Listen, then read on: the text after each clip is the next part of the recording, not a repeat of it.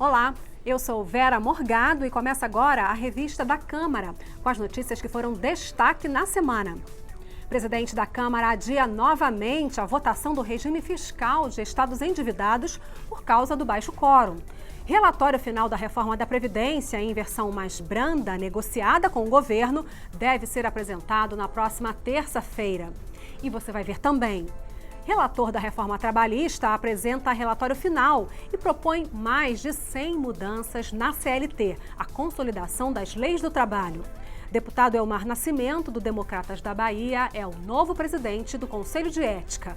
Comissão de Seguridade Social e Família discute o combate ao surto de febre amarela no Brasil.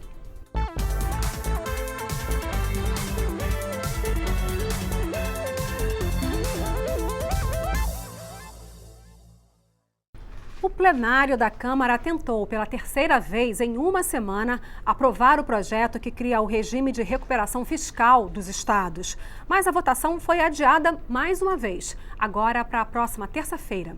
A repórter Dini Moraes mostra como foi.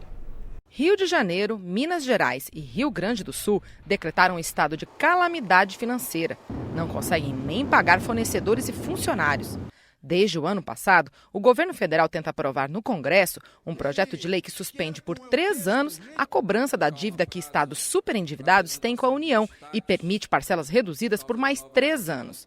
Só que, em troca, o estado que aderir ao regime de recuperação fiscal vai ter que cumprir algumas exigências, como vender empresas públicas, congelar salários, aumentar a contribuição previdenciária do funcionalismo e reduzir incentivos fiscais dados a empresas. Essas contrapartidas são a maior polêmica da proposta. Sofrem resistência até de parlamentares da base governista. Por isso, a votação vem sendo adiada na tentativa de o governo reunir uma margem segura de aprovação, já que precisa de pelo menos 257 votos favoráveis. É uma matéria que interessa ao país. Nós estamos tratando aqui de recuperação fiscal.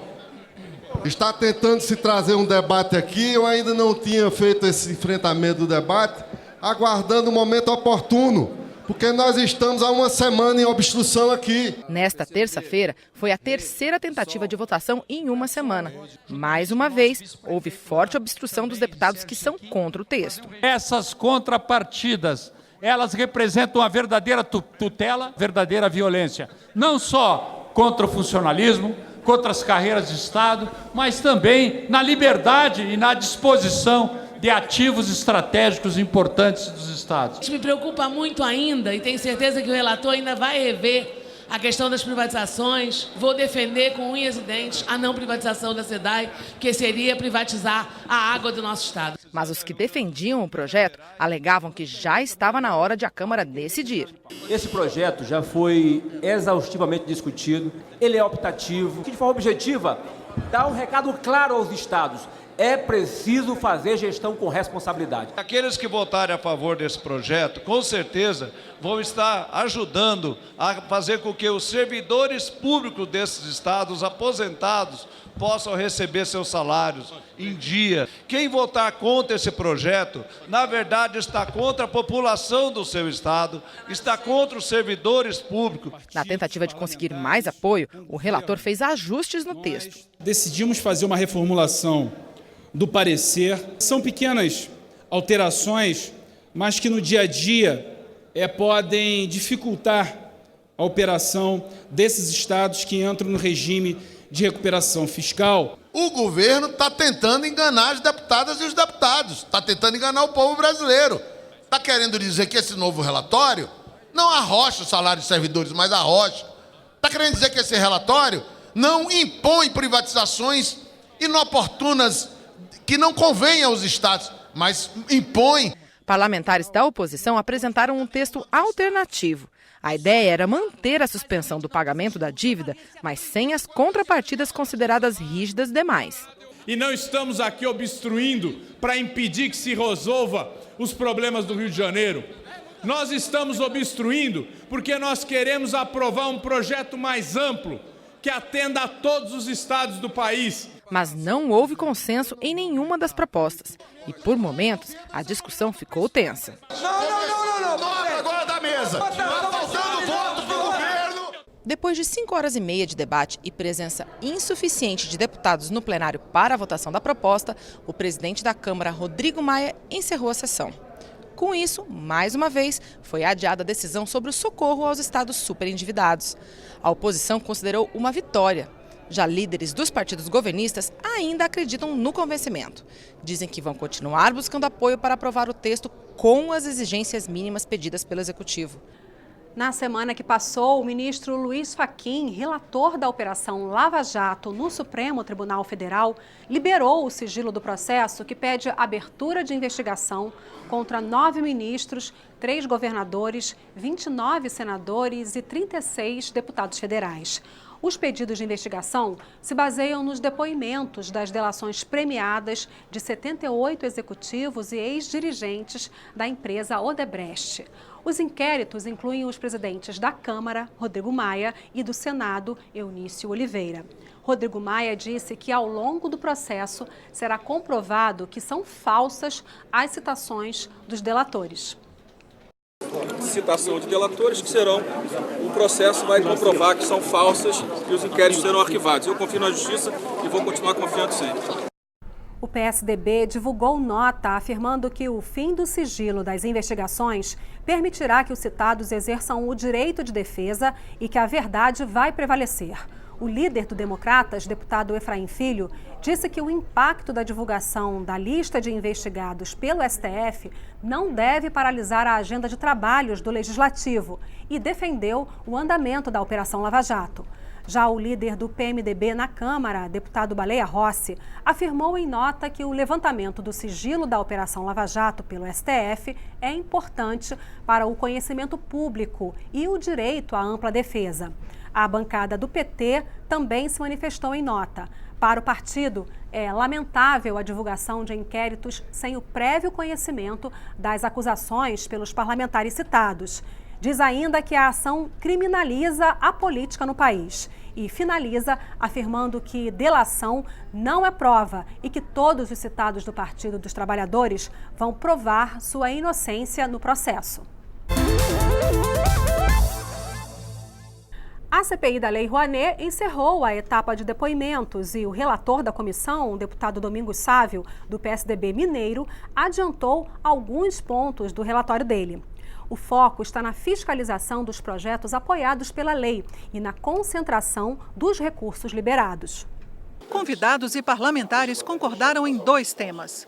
Primeiro, a fiscalização dos projetos apoiados precisa mudar. Qual que é o centro da fiscalização que, do nosso ponto de vista, deve acontecer?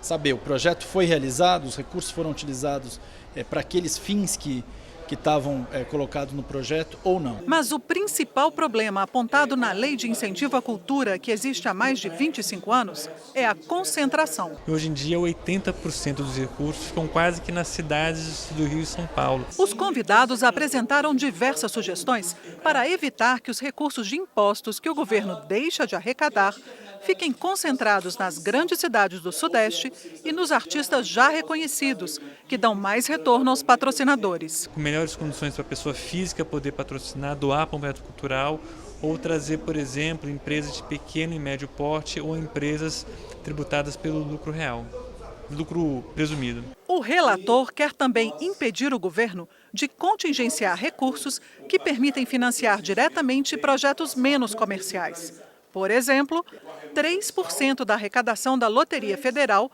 reservados por lei, que não tem ficado no Ministério da Cultura. O Fundo Nacional de Cultura vem sendo abandonado pelo governo.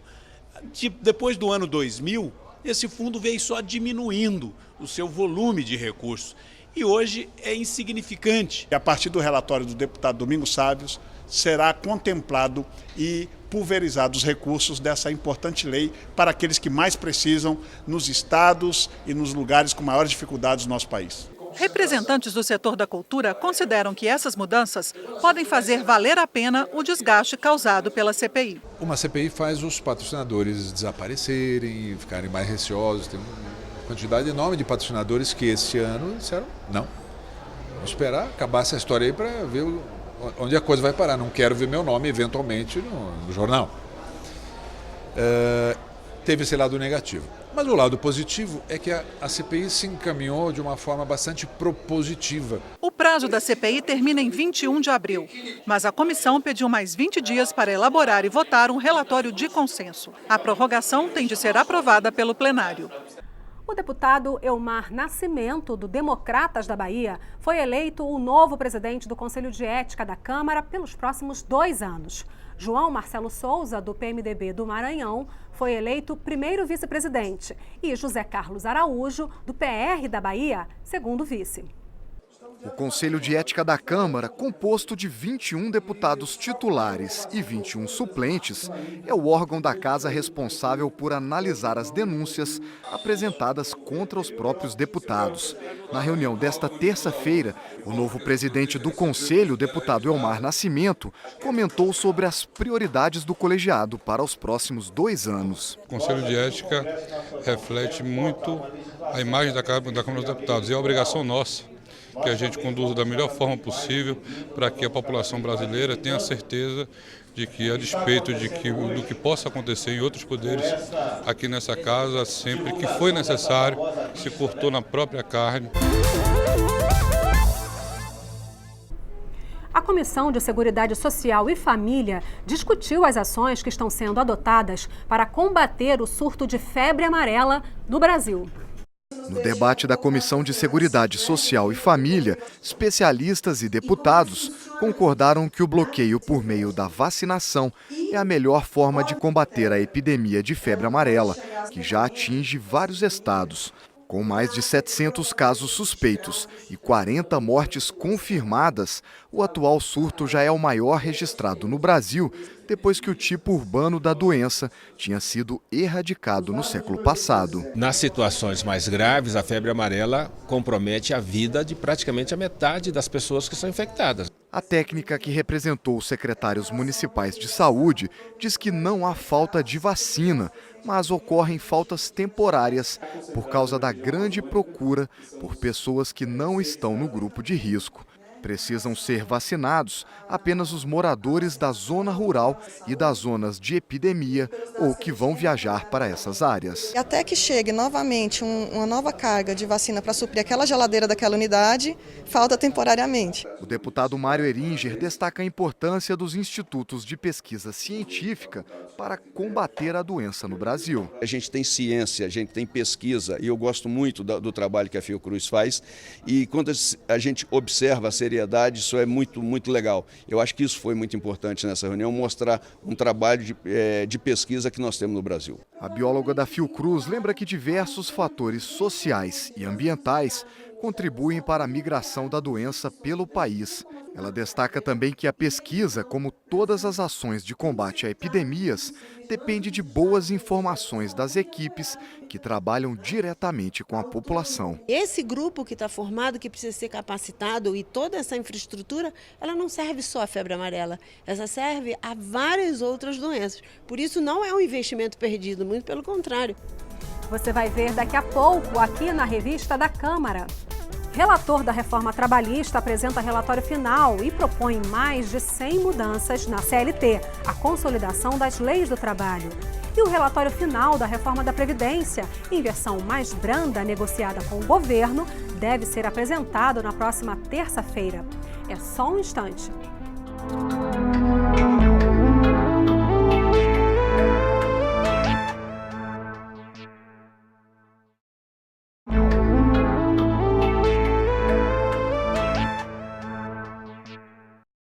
O presidente da Comissão Especial da Reforma da Previdência, deputado Carlos Marum, confirmou que o relatório final vai ser apresentado na próxima terça-feira.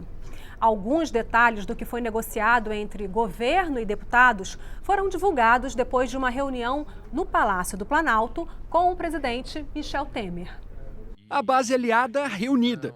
Presidente da República, presidente da Câmara, ministros, líderes, deputados. Essa é a segunda reunião. Na primeira, eles concordaram em mudar 5 pontos da reforma da Previdência. São eles: a aposentadoria rural, as pensões, O benefício da prestação continuada, BPC, pago a pessoas com deficiência e idosos com renda baixa, a aposentadoria de professores e de policiais e a regra de transição. A reunião apresenta a ideia geral sobre as mudanças, mas a questão está nos detalhes. Por exemplo, quem vai ser afetado pela reforma da Previdência? A proposta original falava em 2 grandes grupos. Um com homens com mais de 50 anos e com mulheres com mais de 45. Outro grupo com homens e mulheres com menos que essas idades. A reforma da Previdência valeria para eles. Para o grupo de mais velhos, valeria uma regra de transição. Agora o relator fala numa única regra para todo mundo. Uma idade mínima que subiria aos poucos até os 65 anos e um pedágio menor que os 50% da proposta original da reforma da Previdência. Chega um ponto em que a aplicação do pedágio e mais a idade que já subiu lá na frente, você tem uma situação que para a pessoa não vale mais a pena entrar na regra de transição e vai direto para os 65 anos. Mas enquanto for interessante para as pessoas entrarem na regra de transição, há espaço para tal. Esse é o modelo que está desenhado no projeto de transição. Para o governo, a figura muda. Ao invés de um degrau, uma rampa. Quando havia estabelecido 50 anos, o cidadão tinha 49 anos e 11 meses, estava fora da transição, e o que tinha 50 anos e 1 mês tinha uma transição. E isso gerava situações muito díspares. Isso deixa de existir. Estabelece desde já uma idade mínima, isto vindo no sentido de, já com a promulgação da PEC, serem combatidas as aposentadorias precoces. Esse é só um dos 5 pontos que devem mudar. Com a conversa desta terça-feira, o relator diz ter conseguido o apoio de todos os 23 líderes da base aliada que participaram da reunião. O relatório final sobre a reforma trabalhista foi apresentado na comissão especial que analisa a proposta do governo. Já antes de começar a reunião, deputados da oposição pediram sem sucesso o adiamento da leitura do relatório. O clima ficou tenso quando alguns parlamentares cobraram do presidente o cumprimento da agenda estabelecida inicialmente, que previa a leitura do relatório no dia 4 de maio. Eu lhe apelo ao bom senso, à sua sensibilidade, presidente, de um homem que vem do meio do povo, para não cometer esse absurdo, a rasgar procedimento. Olha, presidente, qual a pressa? O relator da reforma trabalhista disse que foi democrático. Fizemos 16 audiências públicas, ouvimos quase 100 especialistas. Recebemos mais de 700 pessoas no nosso gabinete nos últimos 40 dias, mais de 70 grupos ligados a todos os segmentos do mundo do trabalho. E ao fim desse processo de ouvir a sociedade, nós nos debruçamos sobre as 840 emendas e 2 emendas que foram apresentadas pelos senhores parlamentares. Existem os prazos de vistas e de emendamento ao substitutivo, porém também existe a possibilidade de se votar um requerimento de urgência no plenário na próxima terça-feira, o que irá suspender esses prazos e possibilitar que seja votado na semana que vem aqui na comissão e na semana seguinte no plenário da Casa. O relatório final teve 132 páginas, bem maior que o projeto de lei enviado pelo governo. O deputado Rogério Marinho leu o texto, que trouxe mudanças importantes para a legislação trabalhista. A principal é a previsão de que os acordos entre patrões e empregados poderão prevalecer sobre as leis. O relator apresentou os direitos que não poderão ser negociados. São 29, como normas de segurança e saúde, fundo de garantia, salário mínimo, 13º salário e férias proporcionais. Para exemplificar o que a lei permitirá negociar, foram listados 16 assuntos, entre eles plano de cargos e salários, parcelamento de férias e banco de horas. O relatório da reforma trabalhista incluiu regras sobre a terceirização, que teve nova lei aprovada no mês passado. O relator garante aos trabalhadores terceirizados os mesmos direitos dos outros empregados no local de trabalho, como atendimento médico, alimentação, transporte e treinamento. Dá mais uma garantia: proíbe que a mesma pessoa seja demitida e recontratada como terceirizada por uma empresa no período de até 18 meses. Outras mudanças receberam duras críticas, como a criação de regras para a publicação de súmulas na Justiça do Trabalho, o fim da cobrança da contribuição sindical obrigatória e ainda a possibilidade do trabalho intermitente, que prevê a prestação de trabalho de forma descontínua e o pagamento por horas trabalhadas. Trabalho intermitente é o que pode haver de pior em termos de prestação de serviços, porque é a legalização do bico, né? Ou seja, o empregado ele pode ficar à disposição do empregador sem receber, né? E isso é um absurdo. O maior problema que eu vejo em tudo isso é que ele transforma, a partir de agora, então, o que o sindicato negociar vai valer mais que a lei. E ele retira o principal instrumento do sindicato, que é o recurso. Como é que o sindicato vai negociar se não tem dinheiro, muitas vezes, nem para pegar um táxi para ir até a empresa, para pegar um ônibus para chegar até lá? O mundo modernizou, o mundo está na era da informática, está na era da dinâmica e nós temos que adequar as leis trabalhistas dentro dessa nova realidade global. E eu estou muito feliz, eu acredito que a gente estará avançando muito na legislação trabalhista, que vai permitir empregabilidade, vai permitir desenvolvimento e progresso para o Brasil. A proposta de reforma trabalhista apresentada pelo governo Michel Temer no final do ano passado tem o argumento de modernizar a legislação e reduzir o desemprego. O Planalto propõe várias mudanças na legislação do setor. A principal é a prioridade para as negociações coletivas em detrimento do que está estipulado na lei. A repórter Cláudia Brasil mostra agora o que pode mudar nas relações de trabalho. O gaúcho João Batista de Medeiros é gerontólogo social, profissão que estuda o processo de envelhecimento do homem. Começou a trabalhar em 1947, 4 anos depois da criação da CLT, a Consolidação das Leis do Trabalho, um decreto-lei que reuniu toda a legislação que havia naquela época para tratar das relações do trabalho no Brasil e que também assegurou os direitos trabalhistas em lei. Mas o gerontólogo, que exerceu 16 profissões ao longo de décadas de trabalho, garante. Naquela época não se pensava nada disso.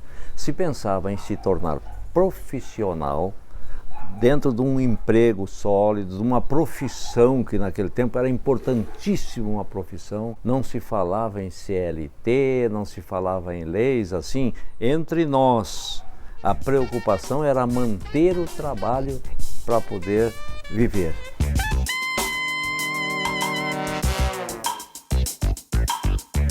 De 1943 para cá, lá se vão 74 anos. O mundo mudou bastante e as relações de trabalho também. Algumas profissões desapareceram, dezenas de outras surgiram e a forma de executar o trabalho hoje é bem diferente de 7 décadas atrás. Por isso, não são poucos os que afirmam que a CLT precisa passar por uma reciclagem, ser modernizada. Se falar em modernização da CLT é uma grande falácia. Por quê? A CLT, de fato, ela já tem 75 anos, 74 anos, mas, na verdade, a CLT já foi, mais de 85% dos seus artigos já foram alterados. O mundo mudou, né? E a legislação ela não acompanhou a mudança que o mundo teve nesse período, o mundo do trabalho principalmente. A gente escuta toda hora essa inadequação nessas novas formas de vínculo empregatício. Então a lei precisa se adequar ao espírito do tempo. Mas o governo defende que a modernização da CLT, além de necessária, é um dos caminhos para gerar mais empregos para combater a atual crise econômica. Eu chamo de reforma trabalhista, não é desmontar a CLT, é acabar com seus direitos adquiridos. Em aspecto nenhum reduz direitos, porque tudo será negociado. Os trabalhadores não terão direitos reduzidos e terão facilidades até para gerar renda, terem um trabalho mais salubre, né, dentro da empresa, de acordo com seus interesses. Na questão da valorização da negociação coletiva, eu acho isso fundamental porque valoriza o papel do sindicato, valoriza a entidade sindical e principalmente valoriza as decisões que os trabalhadores tomam em assembleia. Esta desembargadora do Tribunal Regional do Trabalho faz um alerta. Para que as negociações coletivas funcionem em benefício do trabalhador, é necessário antes organizar a questão sindical no Brasil. O problema é que nós temos uma unicidade sindical. E enquanto existir sindicato único, um monopólio, a gente não vai ter concorrência entre os bons sindicatos de uma mesma categoria, numa mesma base territorial. Pensar em legislado sobre o negociado, primeiro tem que ter uma reforma sindical, autorizando a pluralidade sindical. O fortalecimento das condições para que a negociação coletiva seja boa para o empregado é essencial, afirma este professor da Faculdade de Direito da UNB. E esse fortalecimento, segundo ele, necessita de sindicatos que representem a real vontade dos trabalhadores, como acontece em países como Espanha, Itália e Alemanha.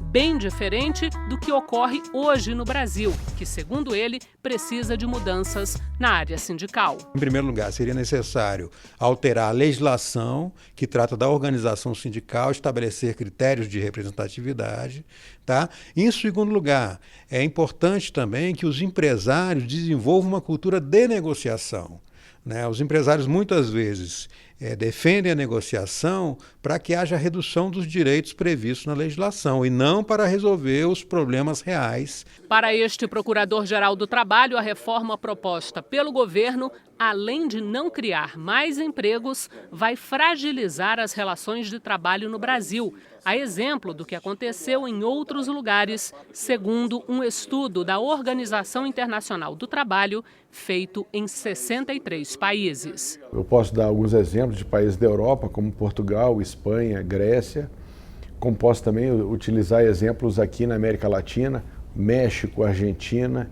Em todos esses países, a flexibilização dos contratos de trabalho, ela apenas ocasiona a troca de empregos protegidos, melhor remunerados, por empregos desprotegidos e menor remunerados. Essa é uma lei infraconstitucional. Significa que mesmo que eu quisesse, ou os deputados quisessem, senadores, nós não poderíamos agredir direitos, ou retirar direitos, ou suprimir direitos, porque eles estão protegidos sobre o manto da Constituição, que é a lei maior. Hoje aposentado, João Batista defende a reforma trabalhista, mas desde que ela traga benefícios para o trabalhador. Tudo precisa ser adequado, mas com muito cuidado para que essa adequação não venha prejudicar o servidor, o trabalhador, que venha sim trazer vantagens para ele, proteção para ele, sem o prejuízo do empregador, sem o prejuízo do governo, nada mais uma coisa bem feita.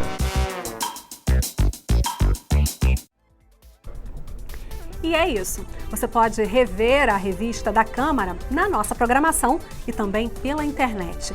O endereço é noticias.câmara.leg.br. Muito obrigada pela sua companhia. Tchau!